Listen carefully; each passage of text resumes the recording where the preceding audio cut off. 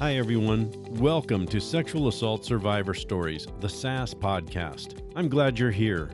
You've just tuned into one of the most important podcasts that you may ever listen to, because the purpose of this podcast is to provide a safe space for victims and survivors of rape and sexual assault to share their stories and connect with others who've been through similar experiences. However, there are other important aspects to this podcast: community, education, and support.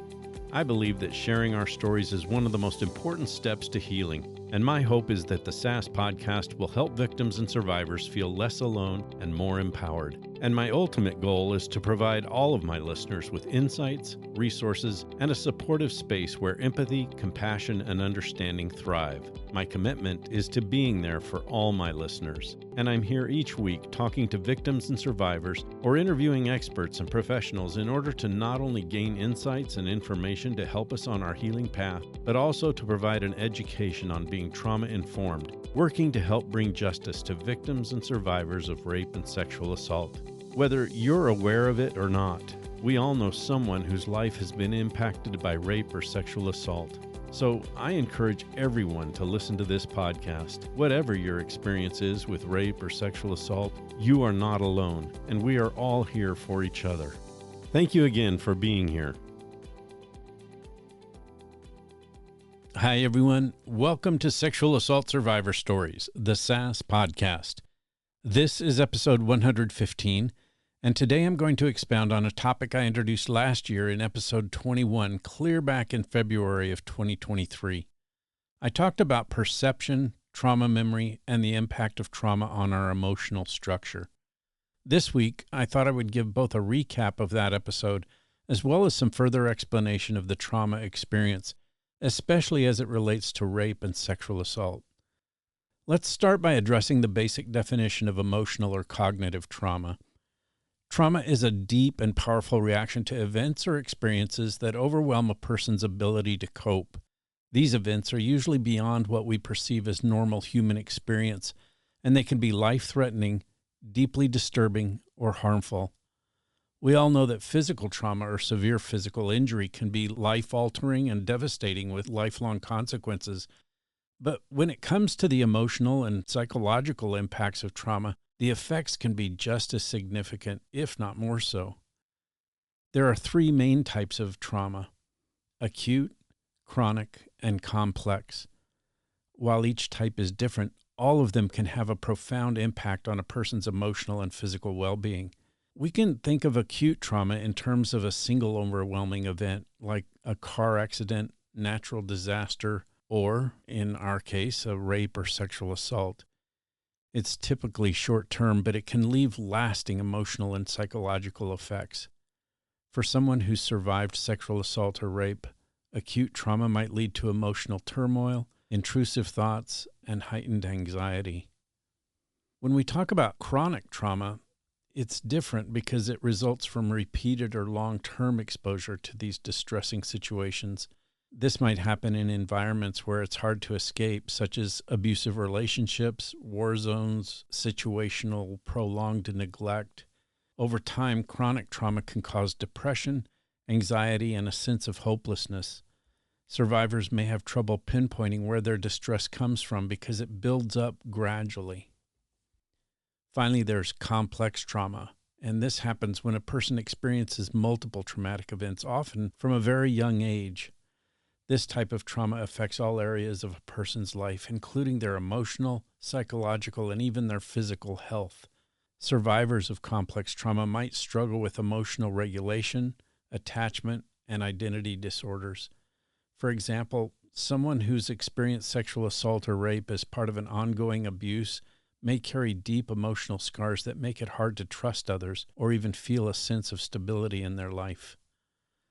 All three types of trauma, acute, chronic, and complex, can disrupt a person's ability to cope and function in everyday life. Trauma is often invisible, meaning that its effects may not be obvious at first. Over time, however, it can affect relationships, work, mental health, all kinds of impacts on the human experience. Survivors may carry these invisible wounds with them for a lifetime, which is why it's so important to understand how deeply trauma affects the human mind and body. Let's talk about the neuroscience of trauma a little bit. As we've discussed in several previous episodes, research has shown that trauma has real physical impact on the brain. It doesn't just affect someone's emotions or thoughts. Trauma changes how the brain processes and stores information. These changes affect the brain's structure and function, particularly in areas that control memory, emotions, and decision-making. One of the key areas in the brain affected by trauma is the amygdala, which is responsible for processing emotions, especially fear. The amygdala is constantly on the lookout for threats, and when it detects one, it triggers the fight, flight, or freeze response. For survivors of trauma, like sexual assault, the amygdala becomes hyperactive, meaning that they're on constant high alert. This can lead to hypervigilance, exaggerated responses to small threats, and even an increased risk of anxiety disorders. Another area of the brain affected by trauma is the hippocampus, which is involved in memory formation. During traumatic events, the hippocampus can become overwhelmed, leading to fragmented or incomplete memories. This might make it difficult for survivors to remember specific details of the experience. In some cases, they might experience flashbacks where they relive the trauma as if it's happening again, even though they're in a safe environment. In addition, trauma also affects the prefrontal cortex part of the brain, which is responsible for higher-level thinking, planning, and impulse control. When a person is faced with a threat, the brain focuses on survival, and the prefrontal cortex becomes less active. After a traumatic event, this part of the brain may not fully recover, leaving survivors with difficulty concentrating, making decisions, or controlling their emotions. In addition to these cognitive areas, trauma affects the autonomic nervous system, or the ANS, which also controls involuntary bodily functions like heart rate, breathing, and even digestion. The ANS has two main parts: the sympathetic nervous system, or SNS, which is responsible for the fight or flight response, and the parasympathetic nervous system, or PNS, which helps the body recover after stress. Trauma can keep the SNS in overdrive, putting the body in a constant state of alert. This can lead to physical symptoms like a racing heart, shallow breathing, and even stomach or gut issues.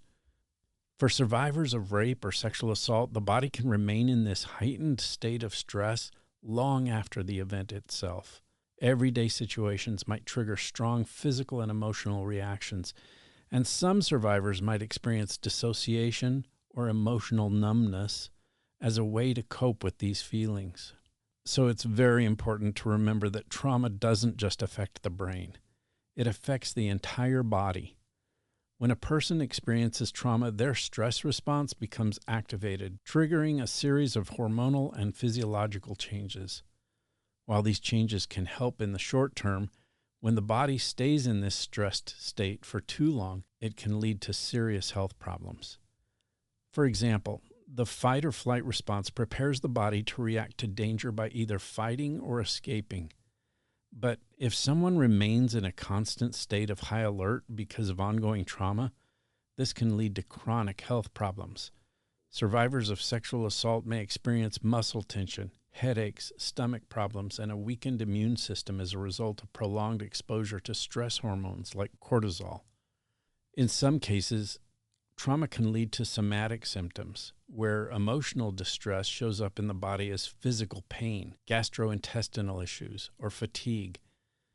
For sexual assault or rape survivors, there can also be a disconnect between the mind and body, which makes it hard to even trust their bodies again. This disconnect can make it difficult to seek help or engage in healing practices.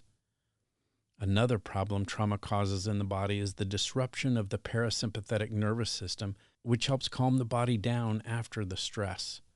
For many trauma survivors, the PNS is compromised, making it difficult to relax or even sleep. They might suffer from insomnia, nightmares, or constant intrusive thoughts, preventing them from ever feeling at ease.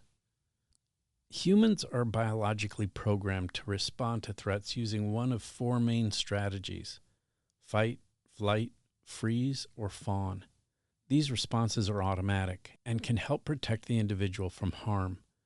Understanding these responses is important for anyone who works with or interrelates with trauma survivors, as people might react differently based upon their experiences and their mental state. Let's talk about the fight response. This happens when a person confronts or defends themselves against a threat. In a sexual assault or rape situation, a survivor may try to physically resist, shout, or fight back. This response can also show up as anger or a strong desire to protect others. Then there's the flight response. This happens when a person tries to escape the threat. During a rape or a sexual assault, this might look like physically fleeing the scene or avoiding the attacker. It can also show up as dissociation, though, mentally leaving the scene to escape emotionally. There's also the freeze response. Sometimes a person becomes immobilized when faced with a threat, unable to act or move. During rape or sexual assault, this could mean the survivor feels paralyzed, unable to fight or flee. It's a response often caused by feeling helpless in the face of threat, especially a threat by someone that the victim trusts. Finally, there's the fawn response. This response happens when a person tries to please or appease the threat in order to avoid harm. In cases of rape or sexual assault, a survivor might try to calm the attacker by agreeing to their demands or minimizing the danger. This response is often an unconscious way of coping, but can lead to feelings of shame or self-blame later on. It's important to know that these responses are not conscious choices. They are instinctive survival mechanisms that happen automatically in response to danger. Every survivor might experience these responses in different ways, depending upon their personal history, mental health, and the specific situation they're in. By understanding these different types of trauma and how the brain and body react to traumatic events, we can better help survivors heal and provide the support they need. If you're someone who has experienced rape or sexual assault, most of this information has impacted your own life in one way or another. I want you to know that what you're experiencing is normal. You're not alone in suffering through these symptoms and impacts. And the community that this podcast is building is a great resource for you to utilize and contemplate in your adjustment and reactionary processes. Recognizing the lasting impacts and effects of trauma, both visible and invisible, can make a world of difference in someone's recovery journey. That's a big part of what this podcast is all about. I hope this information has been helpful, and I hope you continue to heal and rebuild your life toward the point of what feels more like normalcy.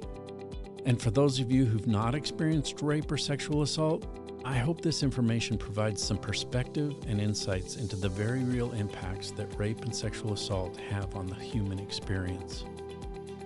Thank you for joining me this week. Please tune in again next week for another insightful and educational episode.